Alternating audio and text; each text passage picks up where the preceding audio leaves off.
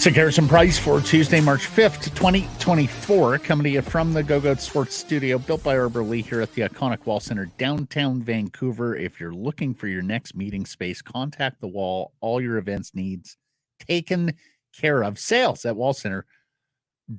Matt Sekeres alongside Blake Price. Grace Sass hitting switches, conducting things. Big show coming up. It's all brought to you by Applewood Auto Group. I think you're in the Infinity QX55 I these sure days. am, as of last week. Thank you to Kummel and everybody at Applewood for getting me in this beautiful vehicle. Well, if you want to, this is one of the few times you might want to be like Matthew. Very little is in that column. QX50, QX55s lease from 1.99% up to 33 months, and you get $1,500 in bonus cash. Be like, Matt? It's all good at Applewood. Sometimes I dream. No, don't sing. Me. Don't sing. Still a fantastic ad. Poll question.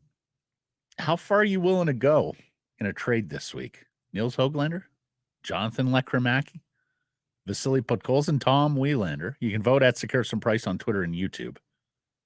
Podkolzin's running away with this poll. I wanted to put none of the above on there to see if Canucks fans just completely didn't want to surrender the big future pieces and dabble around the edges. Alas, here we are. Why don't you like it, folks, for none of the above? Now, none of the above is available on YouTube. Mm-hmm. But is it? Is that what we put on YouTube as the fifth option, so. Grady? Yeah. Yes. Okay. How's none of the above doing on YouTube? It's winning. Yeah. Wow. So people really don't listen to me. These are stand patters. They don't listen to me. There are a lot of stand patters. A lot of people scared at what the Canucks might surrender here in the next 4 days, 3 days before trade deadline. Well, maybe in the next couple of days we have to just ask that. Would you just prefer the Canucks stand pat? Mm-hmm. Maybe that's the question. Yes or or just no? Dabble on the edges with like 5th to 7th round draft picks and prospects that are never going to amount. Podkolzin has now taken the lead, 47%, 44%. Oh, see, it's close. Oh, okay. So it is close. Yeah. With Podkolzin. Yeah. But the other guys, it's hands off. Here's what I answered. I voted Lekrimaki. Here's why. I think he's the best prospect. I have him ahead of Wielander. I'm not willing to give up bona fide NHL players. And Nils Höglander is now a bona fide NHL player. Who's cheap next year. That's it. Yeah. I mean, he's not much more expensive than an entry-level contract. Like, nope. So for me, Höglander is a known commodity, and you know he's going to help you not only through the end of this year in playoffs, but next as well, not to mention he's club controlled beyond that. As much as Lekrimaki looks fantastic, as much as Wielander has had a very nice freshman season at Boston University, and we should note, saw this from our friend Dave Hall of Canucks Army, Lekrimaki is the SHL Player of the Month. He's got 9 goals, 10 points in 9 games. Awesome season. You don't yet know if he's an NHL scorer. Will he get inside the dots? Will he score those NHL-style goals? Wielander, as much as you hate giving up the right side defenseman, and God knows they have pursued, it's been like a Lord of the Rings quest for right side defenseman. Still, don't necessarily know if he's going to be an NHLer. And really, there was a school of thought that they reached for him, that he was a nice all-around defenseman, but not a dynamic top pair guy. Yeah. So in the right deal, and would pretty much have to be for someone with term. I'm not sure any of the rentals out there attract me enough for a Lekrimaki, a Wielander. But I would be willing to move those guys for a guy with term. Buchnevich is a very interesting name. If Rasmus Andersson is indeed available in Calgary, that's another interesting name. I'd go to those lengths. And if I had to include Podkolzin in a rental deal, again, depending on the rental, would have to be a good rental, I'd be willing to go there as well. You? See, I'm willing to. There's no untouchables on that list. You really do need to know the target. Like a Buchnevich is got term. He's still pretty cheap. I think he's 5'8", if I'm not mistaken.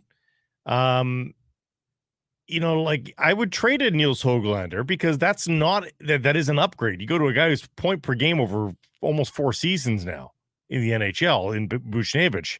That's a really good value contract. He is 5'8". So you're upgrading from a Niels Höglander, who's a nice player at his price, unbelievable. But you are upgrading going to Pavel Buchnevich. So, if Höglander's in a deal for like that, yeah, I think I would be willing to trade Niels Höglander. That's an extra. He is 5'8". That's an extra 4.7 on next year's cap for that spot. He is an upgrade. You're absolutely right. But I'd want to keep Höglander out of the deal there. And, then you have both of them next year at the cost of futures, understandably. Well, let's unpack Buchnevich a little bit here then, because Frank Saravelli of the Daily Faceoff, who's going to join us on Thursday, has broken him out and written on him. 6 teams in pursuit, he said, and not one of them is Vancouver. Right.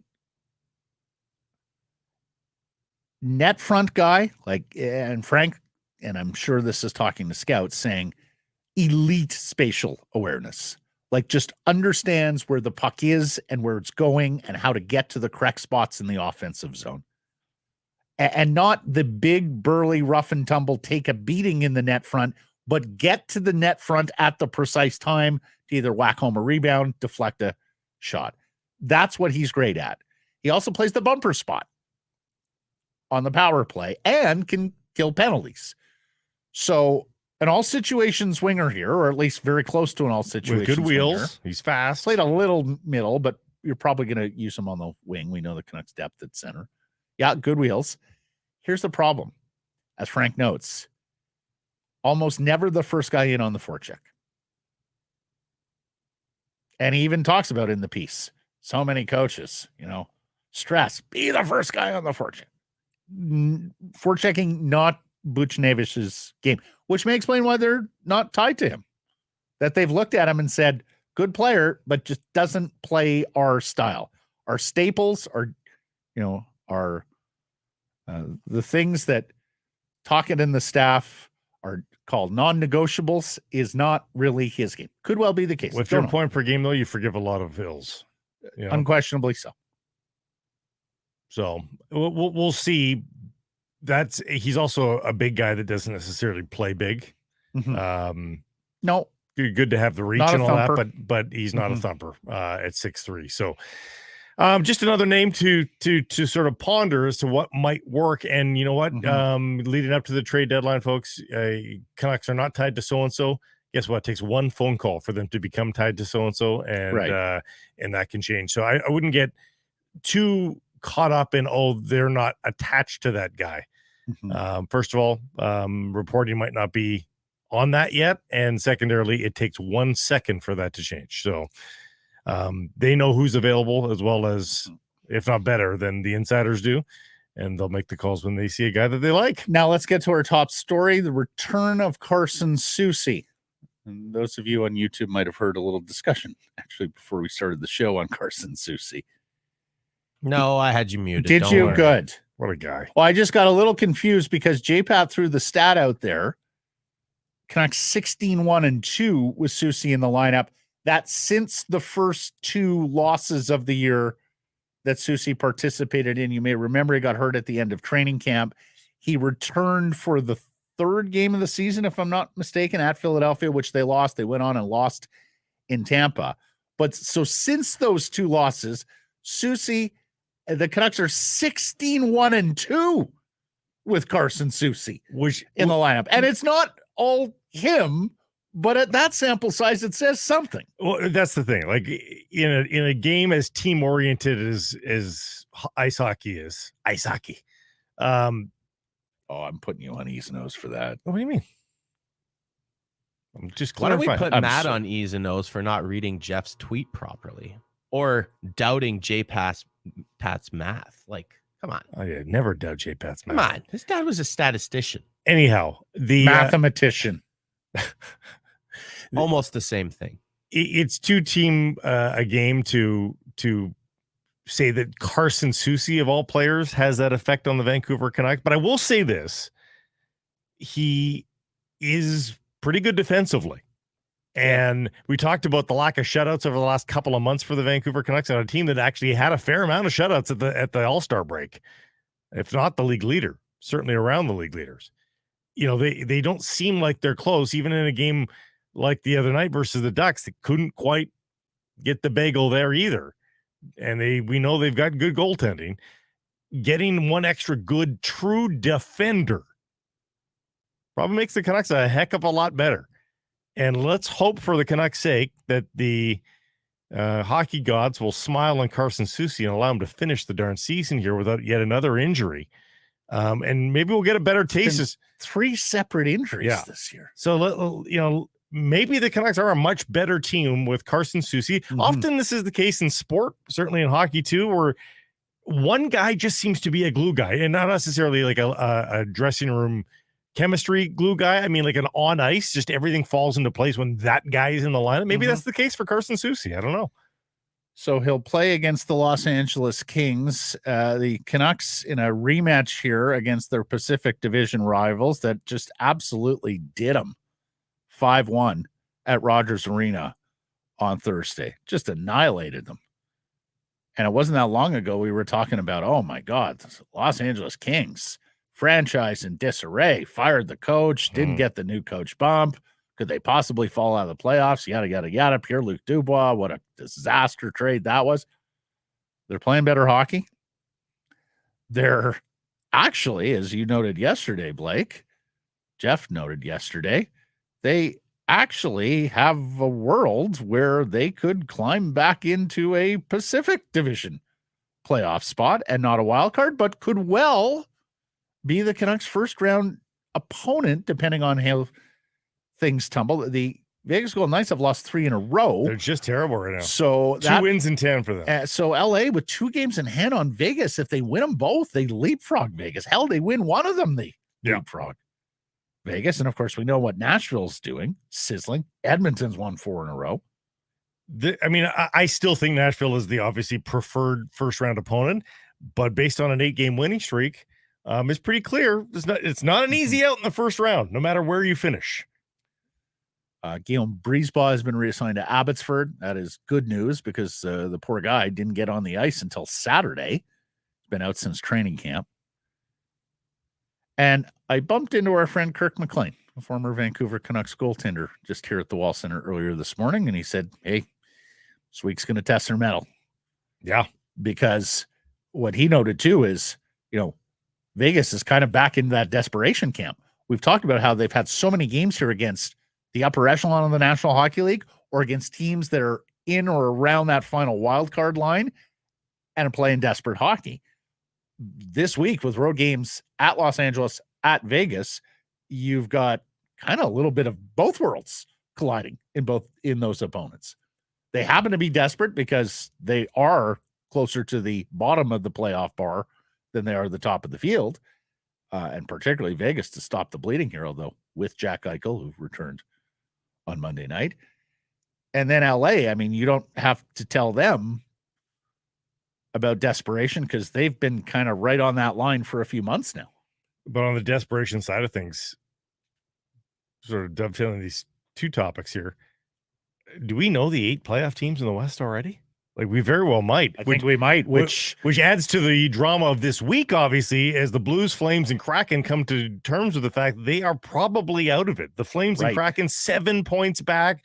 The Blues are 5 points back. Which is something I mentioned yesterday, and we didn't get to it in full or as much as I wanted to. Blake, I wonder whether it's going to be a seller's market here in the last 24 hours before the deadline. But we're adding sellers, which means it could be a buyer's market. A buyer's market. Yeah. Sorry, a buyer's market with more sellers. Yeah. Like Tom, and we'll get to Toffoli here in a second. Like Tom Fitzgerald is still holding out hope for his New Jersey Devils, who are 8 back. But Washington, 7 out of a playoff spot, declared seller. Mm-hmm. Pittsburgh, Kyle Dubas, effectively declared seller now. Talking about, they're fans can go through the pain because they've experienced the joy. Calgary, declared seller. St. Louis and Doug Armstrong, if not declared, every arrow pointing towards seller. Seattle Kraken, been rumors now about some of their players. Not declared seller, but effectively seller. Minnesota, forget about it. You're a seller, Bill Guerin, no matter how much you want to fight that. And, of course, Arizona, who tumbled out of it with a winless February. So, yeah, when once we thought there were all these teams fighting, jockeying, oh, look at how close it is in the Eastern Conference, Western Conference wildcard races, there is now separation. Yeah, the East is just separated. separated. The East, honestly, John Shannon will join us later. He thinks that it's down to between the Islanders and Philadelphia for the final playoff spot. Now, the Flyers are still on an actual third seed in the Metropolitan, but they may well sell as well with Walker and Sealer. Well, in fact, that's some of the news coming out of Philadelphia today. They're hoping to re-sign those two defensemen, but they're going to troll with them first. But they are taking offers on those two guys, and if somebody meets the offer for either of those guys, and our Frank Saravelli has spoken highly about a Nick Sealer addition here in Vancouver because the profile and the toughness of the defenseman. Sadly, he's a left side guy. Walker's a smaller right side guy, so maybe not the preferred prototype for the Canucks, but it would surprise nobody if those two defensemen are traded in the next 48, 72 hours. Islanders have 3 games in hand on Philly. They win them all. They're tied with the Flyers, but so that one's a little bit more close when you look at the games played column, but very interesting. I saw some people kicking, not on behalf of the Canucks, but maybe somebody else, going big on Colton Parayko of the Blues. Well, big would be the appropriate term there. He's a giant. It's a giant contract. A right shot. It's a giant contract. I don't think you could feel good about how that contract will age because it's, 6 more years at $6 million? He's a 30-year-old. Taking him to age 36. Yeah. And it's a good number, though. That's a big physical guy who plays a big physical game. That could, and has been he's extremely agile for that size. Great skater. But how long is that going to last? Yeah. But even if you're paying for 3, again, in 3-4 more years, how bad is a $6 million third pairing guy? It's probably not that terrible in 3-4 years. Hot take for you. Parayko to the Vegas Golden Knights, who have $6 million in LTIR space. Yeah. He's that profile of guy, right? They love those guys. They got Pettersson. Yeah, they got Pettersson, yeah. Frank Saravelli must have been listening to this show on Monday. You see his tweet? No. With Pettersson locked up, appears Filip Hronek is next on the Canucks list as GM Patrick Alvin and Hronek's agent, Alan Walsh, were spotted meeting during practice today in LA. That was Monday. Too early to handicap, but seems like today was a check-in on the process. Walsh based in Southern California. I do wonder whether they look at this with the ammunition of Pettersson re-signed, go to Walsh and Hronek and say, guys, we're building something special here. You're a huge part of it. In fact, you were the catalyst. This team was going nowhere until we added a top pair right shot defenseman. You're it. You've had a magnificent season. Let's get business done here. If not advance to the trade deadline, then advance to the playoffs. Eliminate that distraction for you, just like we eliminated it for Elias Pettersson. Eliminates it from the dressing room, from the market, from the talk. We are forging forward with this core. Let's go do something great in the playoffs. I mean, you can try that. I think there's a big difference in the room, though. Like, when the room looks around and goes, geez, I wonder if this is our last playoff with Elias Pettersson. That's a lot different a query than I wonder if this is our last playoff with Filip Hronek. Question, all due respect. But who's he partnered with? Yeah, right? Most often, yeah. I think, and particularly if they're just going to dabble around the edges and not make another big addition, I just think that would do so well for A, the room and the push forward here and in the playoffs, but B, also the market. Like, these guys will walk on water if they get him re-signed on a good contract Be a lot of certainty. before Friday or before the playoffs start. Hell Yeah. Hell yeah. Everybody could see it then. At that point, there would be no ambiguity. This is our group for the next couple of years while we have Thatcher Demko on that terrific contract, $5 million per year, next season and the year after. This is our group. Anyways. Yeah, we'll see. Dare to dream, but Yeah. that's where I'm at. Our old friend Travis Green has the big whistle once again with the New Jersey Devils. Tom Fitzgerald, their general manager, who in my view has made two mistakes here this season. Number one, not fixing the goaltending earlier, and he mentioned it today in the press conference that goaltending's on him and it hasn't been good enough. Tried to make a deal for Jacob Markstrom. Markstrom apparently waived to go to New Jersey. Sounds like the Flames upper management ownership vetoed that. Was it that or Devils ownership? Well, it got kibosh from on top somehow. And that's just, yeah. It's such a perfect fit. They're so desperate for goaltending. They have pieces to give up to get goaltending. Still not sure why that one didn't go down. So not getting the goaltender, not firing Lindy Ruff earlier. It was evident for weeks now that this team wasn't going to play for Lindy Ruff, that Lindy Ruff and the style he wanted to play was holding this team back. They finally make the move. Our boy Travis Green gets the big whistle. What does he immediately do? He benches a rookie defenseman in Simon Nemec. Fitzgerald, in a defiant presser to some degree, says, nobody knows what kind of run we're going to get on. We're going to try and get on a run and still make the playoffs. Okay. Then there's Fitzgerald on Tyler Toffoli. And we've talked a lot about the ex-Vancouver Canuck, who is a unrestricted free agent this summer. In fact, we've poll questioned around, should they acquire Toffoli? We've had guys like Frank Corrado and others say, that's the guy for Vancouver at trade deadline. Here's what Devils GM Tom Fitzgerald said on Toffoli. I'm not shopping Tyler Toffoli. Tyler and I sat together in LA. We had a great talk. Tyler knows how much I'd like to bring him back. But unfortunately, right now, there's a possible term difference. That doesn't mean we can't revisit this past the deadline if he's still here or in the offseason. But the reality is teams have called on him, and what a return looks like. I wouldn't be giving away a player, my leading scorer, that's for sure, just to gain future assets. But the reality is those future assets could help us down the road. So he sounds 1 foot in, 1 foot out. He walked the high wire there. Like he said on a couple of occasions, yes, he's on both sides of the line. Yeah.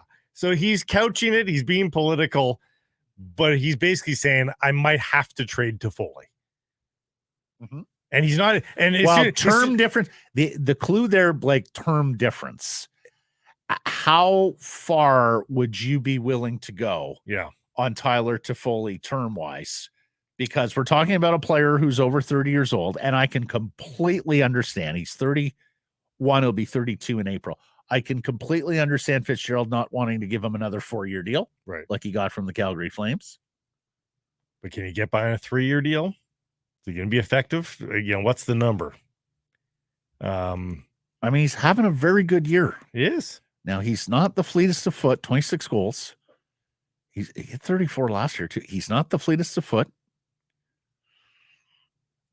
You would wonder about where you'd worry about where the pace goes in the next few years.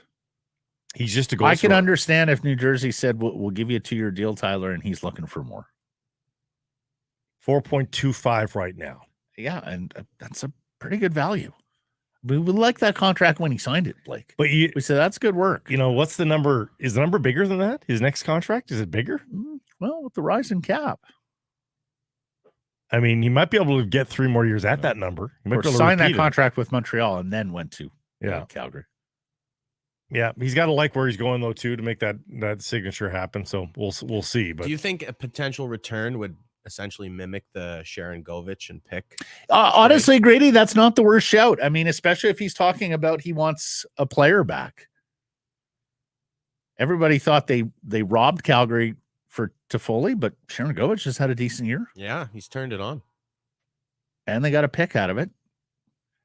Yeah, So what's the equivalent here? Well, I don't know. There is an equivalent here because you're not moving Höglander for him. Well, that would be the worry. Is it Podkolzin? Podkolzin in a second or a third? Does that do it? Sharangovich had a bit more success at the NHL Correct. level than Pods. That's correct. But little less than Höglander. Is that fair at the time? Or did Sharangovich have enough? I think he had 20 plus. Was he Oh, maybe did he? playing with Jack Hughes? I Oh, could that's be right. wrong He on had that. 24 goals Yeah. 2 years ago. Yeah. No, so right you are. Maybe Yeah, so that maybe would be- Ratsu. I don't know.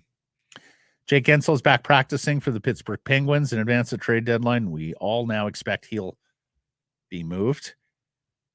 Canucks are apparently still in this. Have heard the Edmonton Oilers are not in on Gensel because don't believe they can re-sign him. Yeah. And in fact, may in fact be more interested in term players, the Edmonton Oilers, than pure rentals. Well, they're willing which to is pay interesting. They're willing to pay the price, but they're not willing to pay the price for a rental, given what they've already committed to everybody else. Right shot defense targets for the Vancouver Canucks. And either of you feel free to chime. We talked about Walker. I'm not sure Carrier is available now in Nashville, given that they're on a wild card spot and look pretty. Probably not. Or you mentioned Parayko. We've talked about him. We've talked about Matt Dumba in the past. Let me throw a new name at you because he's out there today. David Savard in Montreal, who played a nice part in Tampa winning that Stanley Cup a couple of years back. You remember the Tampa Bay Lightning acquired him from Columbus, 20-21 season, and not an offensive guy. So on 4 goals, 14 points in 39 games with the Montreal. How old is he? He's older. 33. 33. He'll play through the playoffs at 33.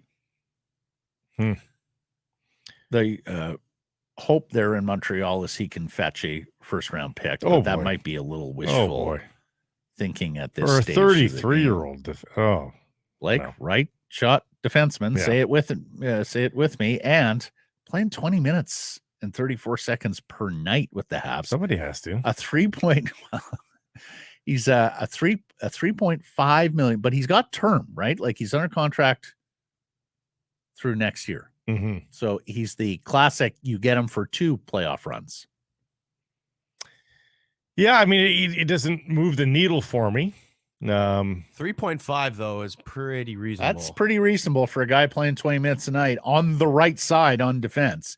I mean, you almost look at it and go, anything he gives you offensively is gravy.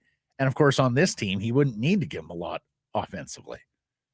Myers a UFA, Cole's a UFA, Zadorov's a UFA, Wielander probably not ready to step in next year. Juleson, nice season, but do you want to actually move him up the lineup? Probably not. Jay Fresh's player card from July 2021. He was in the 95 percentile. I know. Even strength. But that's 21. Yeah. That's several years ago. There's no there. In February 22, he was still a 70% WAR. That's not bad. I mean, that's hanging on. Oh, that's 2 years ago, though. Yeah, as I said. Does anyone have some updated information for me? You don't have a Jay Fresh subscription? Come on. Well, give me the recent Jay Fresh. That's the I'm latest. Searching. That's the latest. Paddle. A year ago or 2 years ago for me. I should have given you a heads up. We were going here. My bad. I'll take the I mean, at 3.5, it's doable, certainly. But again, it's if you're going to pay a decent price for that, man, he's big too, Blake. That's the other thing. Tocchet loves. He's 6'2", 234. Playoff pedigree as well. Great beard. Just for the beard alone. No, I mean, I can get my head around this one. Again, you're going forward over this playoff season and 2 more while Demko's got the $5 million contract. This guy fits the timeline. He's a 95% on this 2022 player card on JFresh. He's a 95% even strength defender. And he's not a black hole offensively. Like No. he's had seasons where he had 11. It doesn't goals, matter if you're going to 8 pair goals. him with Hughes and give Hronek his own pair. Do you care if he's You want all someone defense? competent. I don't know. I don't know that you care. I mean, even if you pair him with Carson Soucy going forward on your second pair, or in the immediate, or with Zadorov, like, do you not think Tocchet would be drooling at that? He can't be Eric Goodbranson. But think about this from Tocchet's perspective for a while. We're going to go in the playoffs with Hughes and Hronek, who, I mean, until recently were up there on every list of the best performing defense pairs in the National Hockey League. And with reason to believe that they will continue to be that. Not to mention both offensive guys, puck movers. My second pair, I'm going to get the choice of either Soucy, Cole, or Zadorov with Savard. And then on my third pair, so that means, let's say it's Soucy, that means I'm going 6'5", 210 and 6'2", 235 on my second pair. Then we're coming with the third pair of Zadorov and let's say Myers, or Cole and Myers, which means I'm going 6'6", 235 with 6'8", 230, or 6'1", 225 with 6'8", 230. Yeah. I mean, that's Rick Tocchet and Adam Foote's dream right there.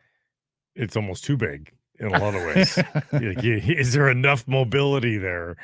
The other thing with Jolson in the pocket, right? If he needed to go. The other thing to note for him in his time with Columbus, at the very least, for Savard, is his quality of teammate was very low.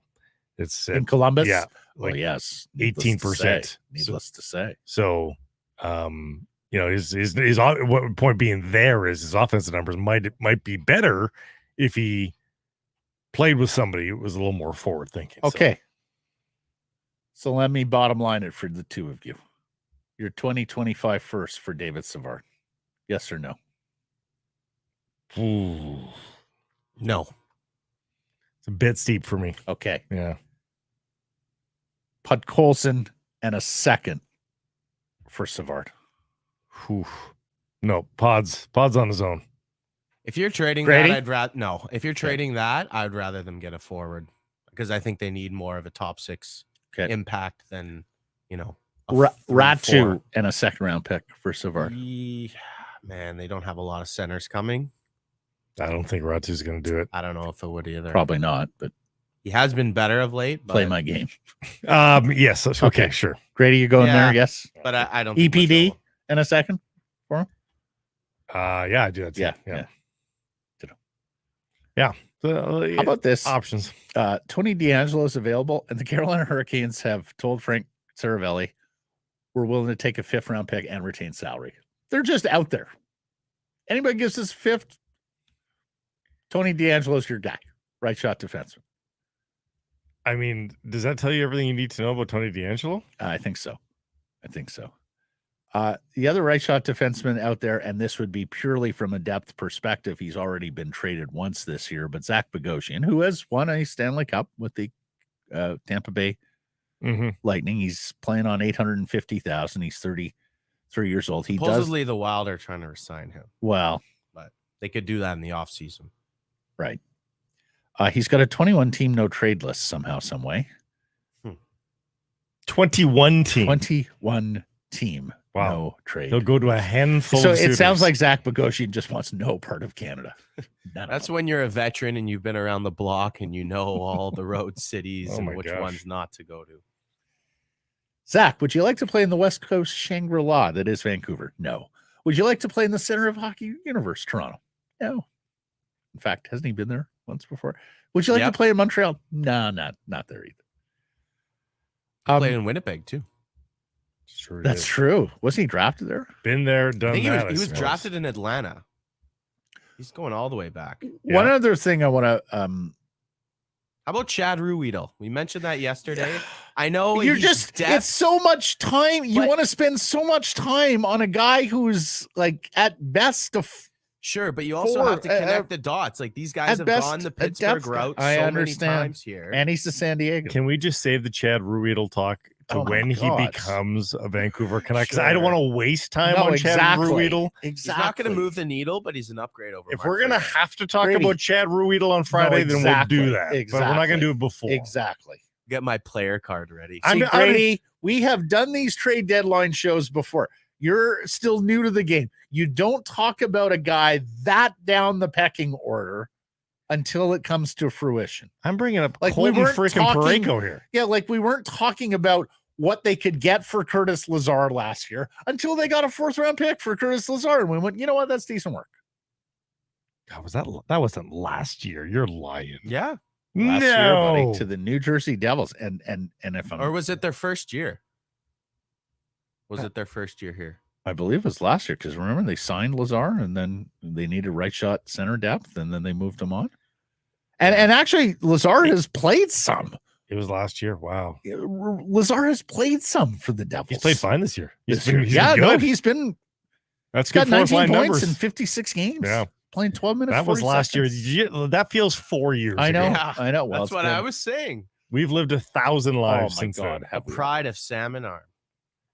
Shout out Salmon Arm. Heck of a guy. I love Curtis Lazar. Oh, Smiley. superb dude. Yeah. Yeah, so upbeat. Makes you want to come to the rink. Take this with a grain of salt, because the person who said it was also the guy connecting Elias Pettersson to the Chicago Blackhawks. But Matt Murley of Spit and Chicklets, quote, on Elias Pettersson signing the deal, I don't think it's the end of the story. We'll see in 3 or 4 years if he's still there. And there was more citation of relationship with JT Miller. And look, we talked about this on the Saturday show, the emergency pod. Check it out. If Elias was in any way just bullied to this negotiation table by his agents, by the Canucks, by all the outside forces, and his heart really wasn't in this, then he would have the capacity somewhere down the road to say, no, I want out. I want to make, But again, that's any player anywhere. Any player well, anywhere. no, star players. No, star players. No, I mean any star player anywhere. My point being is, if a superstar player who's still got lots of years ahead of him, not a Sidney Crosby, if a superstar player sees a stale atmosphere and has a couple of teammates that he just doesn't jive with, yeah, that's a risk anywhere. Like the no move clause only protects the player; it doesn't protect the team. So if that superstar player anywhere on a long-term deal says, you know what, I want to get out of here, guess what? But the team's going to move. I guess the circumstances to which any other superstar player re-signed would have been vastly different than Elias's. Where he spent 3/4 of a season saying after the year, raising all the doubts. And then the week before the trade deadline signs it in many ways to placate the organization, his agents, and avoid a trade, or at least avoid being talked about in a trade. I just think, hey, was there a risk of him possibly wanting out? Yeah, there was. But I think him signing on the dotted line puts to rest those risks for a reasonable amount of time. I think that's fair. To which point, that's fair. If he wants to out 5 years from now, guess what? The Canucks probably aren't in a great spot 5 years from now, I'm going to guess. You say 5 years from now. My next question was, do they need playoff success this year? Not just because of where they stand as, the leader in the Pacific Division for months now, in the Western Conference, but also, to cement, certify. They have a built-in hockey excuse this year. This is our first time through it. The core guys went through it 2020, but yes, right, you are. If they went through this season and next playoff season without playoff success, then we can have that conversation. But you get a playoff series win this year? No, I think he's pretty happy. Let me follow up with you on that. We say first time through. Besser, Pettersson, Miller, Hughes, and Demko, because Markstrom got hurt, all went through the bubble run. Okay, but we've talked Now, about it. That's not real. So you're telling me the bubble run was okay. Like it just doesn't count. All the usual pushes and pulls. Okay. And hey, credit to the Tampa Bay Lightning for winning that cup. It still counts in my mind, but in terms of experience, gaining playoff experience, in the context that you're talking about, I don't think it counts. The travel, it was a different kind of grind, but it was a different kind of grind. In arena pressure with fans going crazy. No, totally get it. Totally get it. I think that's reasonable. And Filip Hronek has never played a Stanley Cup playoff game, we should note. Connor Garland has played but 8, and that was 4 years ago with Carolina or Arizona. So Dakota Joshua. So you do have guys who, in fact, Joshua's played 1 Stanley Cup. So you do have guys for whom this will be new. It's not new for Ian Cole. It's not new for Carson Soucy. It's not new for Nikita Zadorov, for Elias Lindholm, Teddy Bluger, and others. They do have some Stanley Cup playoff experience further down the lineup here. Even right? Ilya Mikheyev has been to the playoffs 3 times. Right. Yes. Right. He doesn't know what the second round looks like. Well, that's because of where of the colors he was wearing. But yeah, no, I mean. So just when you hear, first time through the playoffs or new to the Stanley Cup playoffs, yes, that applies to certain players. Yes, that applies with the context asterisk, whatever you want to say about the bubble playoffs. But it's further down the Canucks lineup. And you've got guys who have been through these battles. But it's about your role it's about the present. It's about the present tense. Your role with that team, how you slot in, what your responsibility and expectation is. Because Bluger is a third line center here, was a 5th center for the Vegas Golden Knights. Yeah, okay. different kettle of fish. Lastly, Rogers Arena. And they made this announcement. Yeah, months ago, right?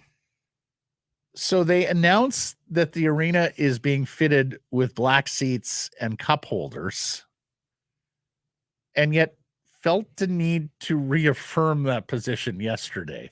I think that speaks to just how tortured a road it has been to getting away from these maroon seats and into better, more comfier. Correct me if I'm wrong. Patrons of Rogers Arena. Listen to the quote from Michael Doyle. The project, which will begin when the hockey season is over, is something our members and fans have been requesting for some time, and we understand its importance. I mean, the press release almost reads like, we, the staff, have been pushing Aquilini to do this for years, and we can now reaffirm, because we've already announced it, that they're coming over the next couple of summers. I think they were announcing the timeline exactly. Like, they told us that they were doing it. Now they're telling us we're doing it here. They put in some of these new fancy black seats for the special Uber Rich section this year.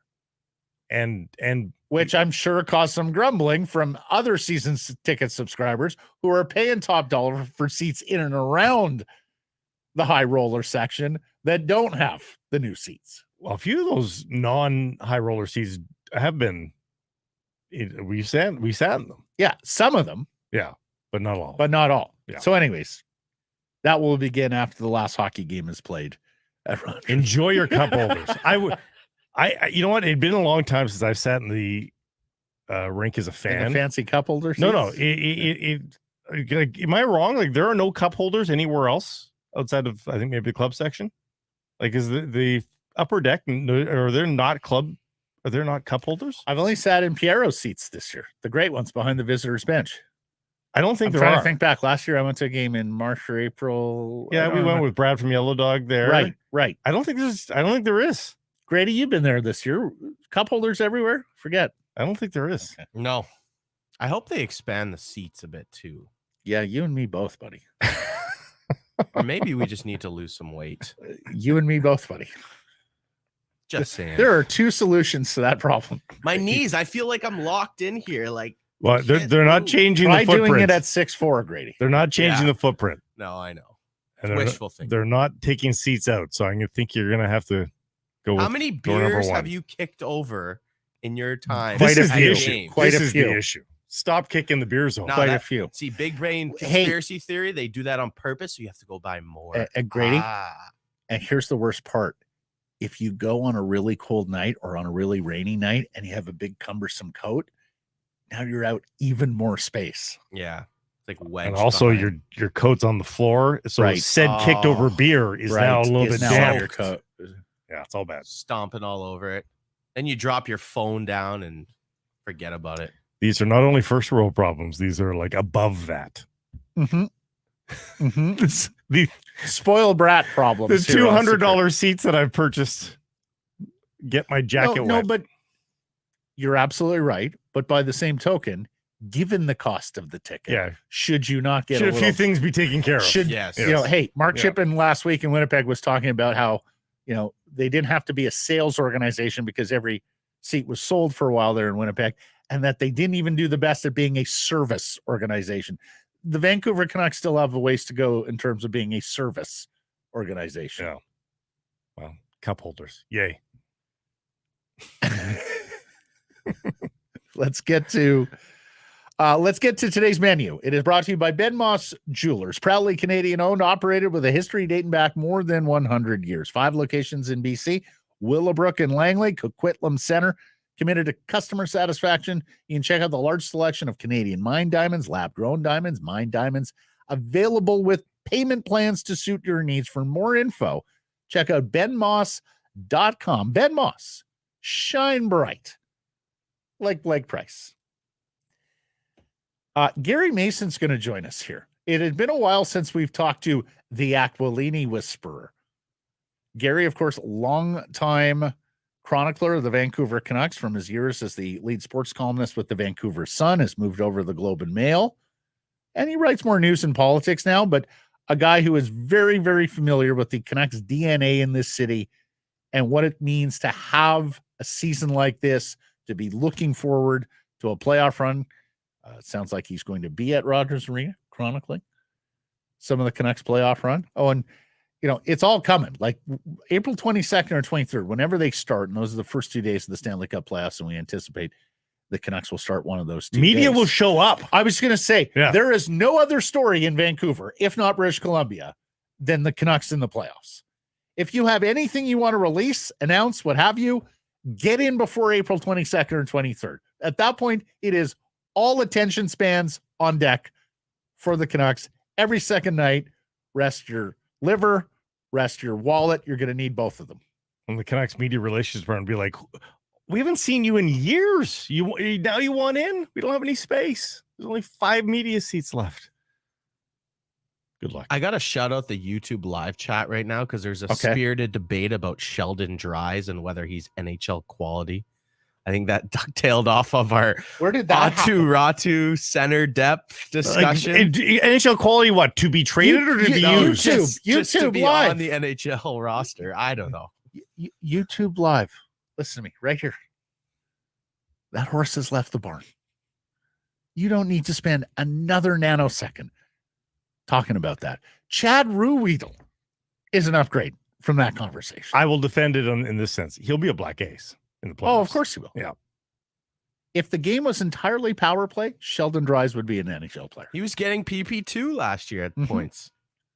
on one of the worst teams in the league. Yep. Has he gotten a sniff of the NHL this year? Nope. We'll do some hashtags, the best and worst of Twitter. John Shannon stopped by, talked deadline with him. We asked him for his Canucks wish list, the guy he thinks would be the best fit for them at the trade deadline. And Russell Wilson now officially on the move.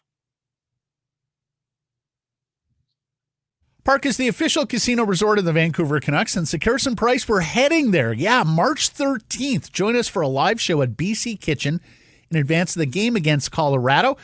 You get 15% off the game day menu at BC Kitchen with a game ticket, $6 happy hour specials at Center Bar Park, just steps away from Rogers Arena. We'll see you on March 13th.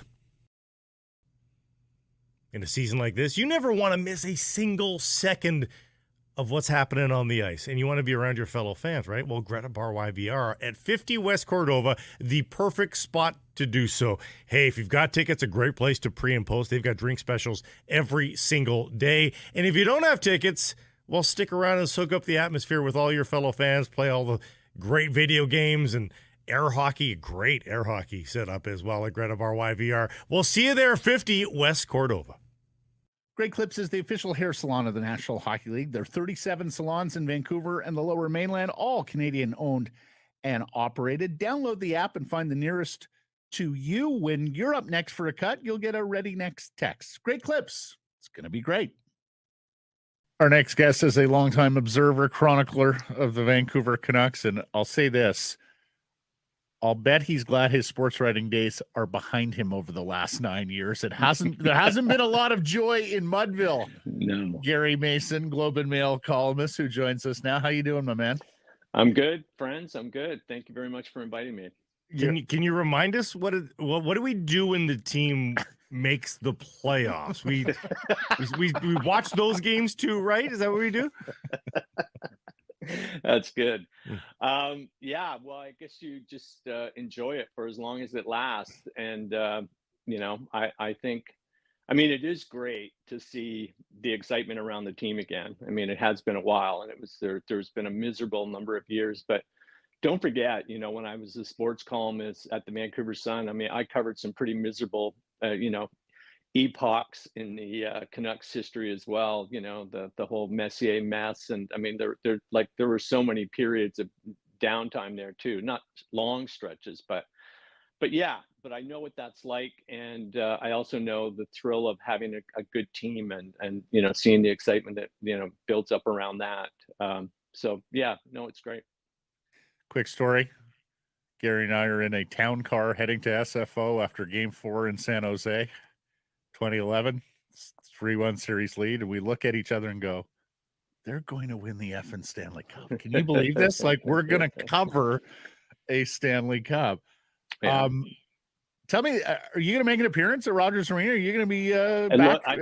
It looks like it. Looks like I'm going to have to dust off my credentials and do some writing. So you'll see me down there. Yeah. Speaking of the Canucks, just a quick note. You guys probably know this, but today is the 33rd anniversary to this day of one of the greatest trades in Canucks history. Do you guys know what it is? Ronning, Courtnall, Momesso, Dirk. Game changing, a game changer for the team for sure. It propelled them to the Stanley Cup, a few years later. But that was a biggie. Hey, buddy, like, who knows? We're recording this in the morning. Rutherford and Alvin may pull off something today that's same, right? Oh, that's right. Oh, yeah. That's right. Yeah. Hey, tell me, what do you think it means to the city to have the Canucks going back to the playoffs and having this season after so many years of pain and suffering? Well, I think it means a lot. You guys know as well as anybody, what this fan base is like. They can be rough on teams, but when your team is going right, there's few cities are as good as this one that loves this team as much. So I think it means a lot. It means a lot to a whole bunch of people that have been with this team and supported this team through thick and thin, and a lot of thin in the last number of years. So I think it's great. It's hard not to get caught up in the excitement around the team, and as a sort of an observer now. I kind of look forward to, doing some more writing on the team and following and see how far they go. The expectations around the team are building all the time. So, sort of a first round loss would be devastating, because I think the expectations for the team are soaring. And I think, I think the management, Alvin and Rutherford have done a fantastic job. They've really made very few false moves or wrong moves. So anyway, it's great. I just haven't felt this kind of excitement around the team for years. Well, from a fan standpoint, it's sort of like handing the keys to a 16-year-old to a Lamborghini. Why not drive a Ford first and then get to that? And here they are in a first place team. So a lot of those things that you sort of build to and and nibbling away at a trade deadline. Like the Canucks aren't there. We're talking about putting all the chips into the middle of the table here, Gary. Yeah, I know. It is hard to believe. It's not quite, worst to first, but it's on the same kind of trajectory as that kind of story. It's happened so quickly that I think it's actually caught a bunch of people off guard. Like nobody anticipated this kind of a season. And the fact that they're, now talking about going all in, over the next few years, which completely makes sense given the team. Yeah, it's hard to believe it. These stories don't happen very often, in hockey, in sports generally. So I think we should just sit back and enjoy it for what it is, because it's fantastic. Do you find yourself having more Canucks conversations this year, Gary? Do people come up to you and strike up Canucks banter? Everywhere I go, honest to God, that is everywhere I go. Like on the golf course, in the pub, everybody wants to talk Canucks. And the other thing I'll tell you, and it's sort of an anecdotal, it's an anecdotal thing more than anything, but at the pub for years, the big screens would be full of football games or basketball games, and the Canucks were reduced to the small little TV screens on the top. And now the Canucks games are full on, and people are coming back to watch them. And as I say, it's an anecdotal thing, but it's a very telling thing. I mean, you can tell it's a sign that the enthusiasm and love for the team is back, and people are interested. And as I say, people come up to me all the time. Probably every day somebody wants to talk about the Canucks, like I'm still covering the team every day. But so it's great. I know a lot of publicans around town, and the request for putting the Canucks game on and putting Canucks volume on at some of the it's back to sort of the 2010, 2011. How many stories did we hear of going into sports bars, guys?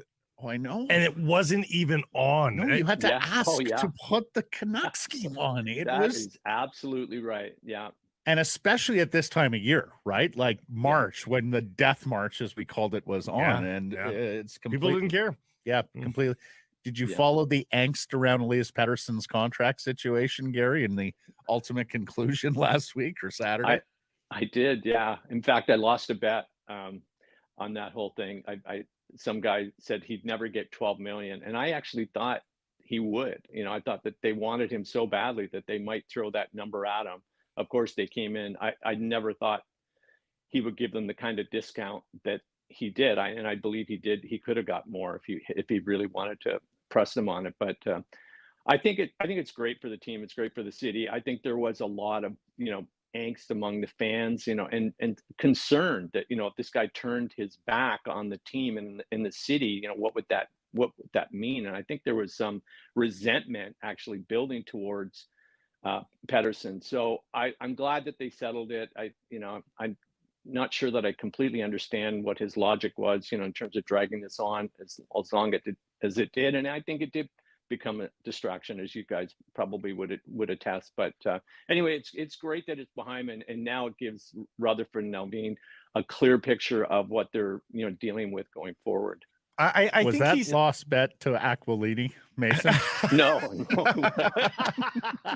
That would have been an interesting bet. That would have been, yeah. Do you think? I think Pettersson is actually less aloof than he appears. I think it's just his personality that makes him look aloof and distant and cold. And as Jeff was saying on Saturday, he's such a perfectionist that he's not perfect in English all the time. I think, and that creates that aloofness, reservation. Yeah, absolutely. Mm-hmm.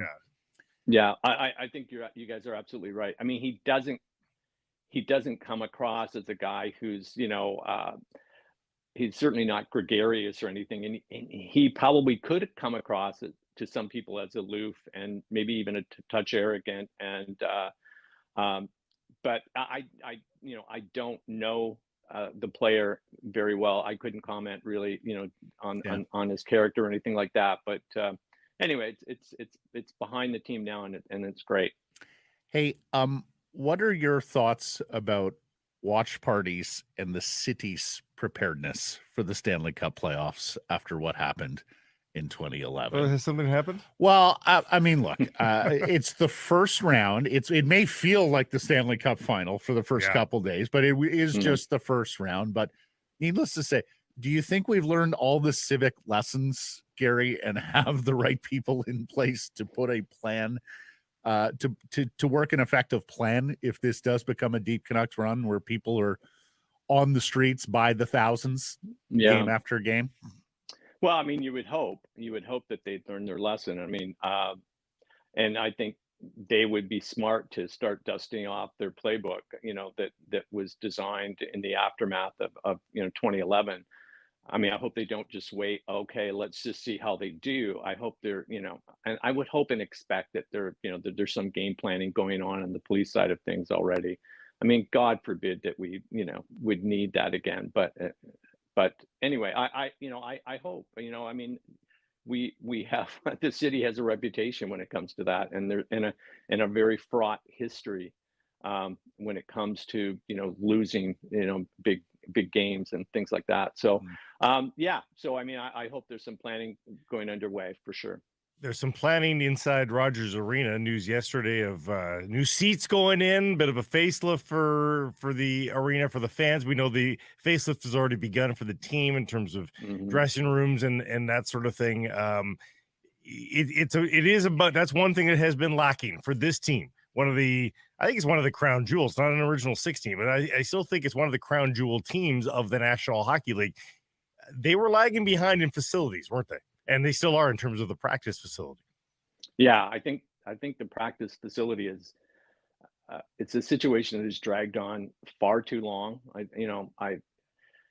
Francesco hasn't been somebody who's been afraid to spend money. And I'm not sure what the holdup has been. I know that they've kicked the tires on a number of different places. They thought that they had some sort of, a couple of places nailed down that it kind of fell through. So, but I think, I think that there is a real eagerness to get something done, and a facelift, at Rogers Arena is much needed, and I think it's great that it's finally getting done. But there was a tiredness to the place that has existed for far too long. Yeah, you're sort of known as the Aquilini Whisperer, my friend. How's the chairman doing with all this success? I haven't had a chance to talk to Francesco in a while, but I knowing Francesco the way I do, I mean, he obviously would be elated with what's going on. I mean, this is all he's ever wanted is to bring a Stanley Cup to the city. He's tried. There's been a lot of missteps along the way. They weren't intentional missteps. I think they were done with good intentions, but that just didn't work out. I mean, to me, this is the best, clearly the best front office he's ever had. And I think the Burke years there were some good things that happened, but this is the most solid front office that the ownership of this team has ever had, and it puts him in a good place for a number of years. So I mean, Aquilini, he's got to be thrilled with where things are at right now. He couldn't be happier. He's got to be one of the happiest owners in the NHL right now. Hey, Gary, he tried for years to boost the competitiveness and try and get this team back competitive and in the Stanley Cup playoffs when there really wasn't a lot there. Do you think he greenlights every aggressive all-in deal this week? I would think he would. Yeah. I mean, he's put all his faith in these two guys to do the right things. And when you look at their track record so far, I mean, it would be hard not to sort of give them carte blanche at this point, because they've made so many great moves. It seems like everything they've done almost is paid off and met with high approval across the league and by insiders and observers of the NHL. So I would think when you're this close, you've got to, you've placed all your trust in these two guys to know what they're doing and just let them do their thing. Last question from me. Geno Smith. That's my quarterback? That's your quarterback. You're a big Seahawks fan. That's why I ask. Are you Are you a happy Geno Smith? That's my quarterback. Seahawks 12. I'm in the John Schneider camp. He's our quarterback until he's not. Not our quarterback. And I will be shocked if they don't pick a quarterback in this draft and let him develop behind Smith for a couple of years. You know, it's the model the Green Bay Packers have used for years to have a lot of success. So to me, it makes sense. I mean, Geno, he can really huck the ball, and I think if he had a little bit better protection in the front line, I mean, this draft class is just full of O-line studs. I mean, it's probably one of the most stacked draft classes that there's been in 2 decades, coming out of college. So, I mean, there's some people there that they could pick up for sure that would help, with the protection. But I'm not as down on people on Geno as a lot of other people are. I think he'll be good for a couple of years while we develop a stud behind him. The Broncos guy is just got shook loose. Yeah. Hey, unbelievable. You can take the guy out of the sports department, but you can't take him off his living room couch in late February with the stopwatch time and 40s at the NFL Combine, huh? Exactly. Stacked draft class. Gary's sitting there watching the bench press reps, targeting his guy for the Seahawks. Some of those old linemen doing the side to side, like unbelievable. Oh man, it's unbelievable how some of those guys can run. Holy smokes! Just motoring, 350 pounds, just motoring, like 5'4" 40s. Like for a guy who's like 365 pounds, it's just unheard of. I mean, the athletes they're developing now, it's astounding. But I mean, I guess it's no surprise. It's just, it's the progression of, the sports world. And I'll say this, 365 is pretty entertaining running full tilt for 40 yards. That is quite an aesthetic. That's quite an image. Gary, great catching up. Good to hear your voice, see your face, my friend. Hit them straight this year, and we'll catch up soon. Okay, thanks a lot, guys. Really appreciate it. Hey, everybody, if you're enjoying what you're seeing here, then follow along with Sekeres Price on YouTube. I promise more content coming. The kids call it subscribe on YouTube. Well, how about liking it? Do that as well. Smash it right now.